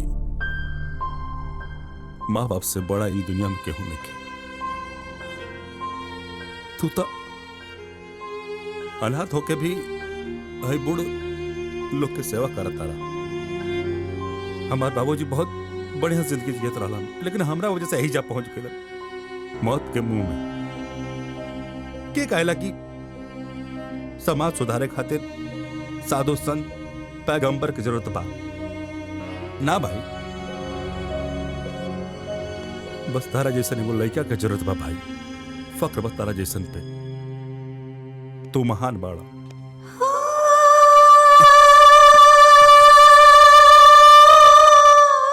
बस कोशिश करिए कि अंदर तोहरा बाबूजी के कोनो तकलीफ ना होके। ना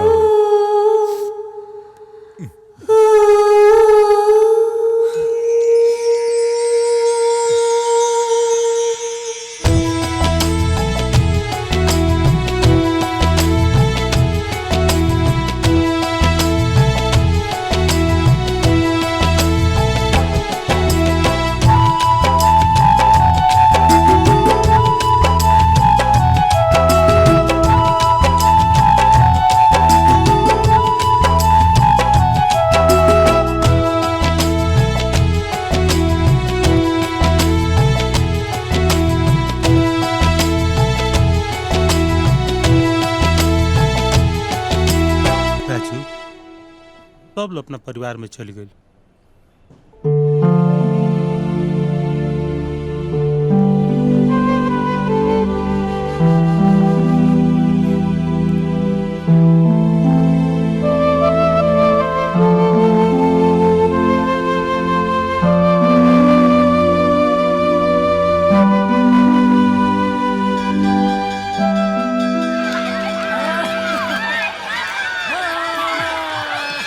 ए सुना तारू सुनाई। हमू सोचता नहीं कि धक्का धक 1 दर्जन लड़का पैदा कर दी। तो आर का विचार बा? तो चली ड्यूटी पे लग जाए। अरे का करो तानी यही जा सब देखा तारे। तई होलो तई कमो कैला ही बका हो। ठीक है।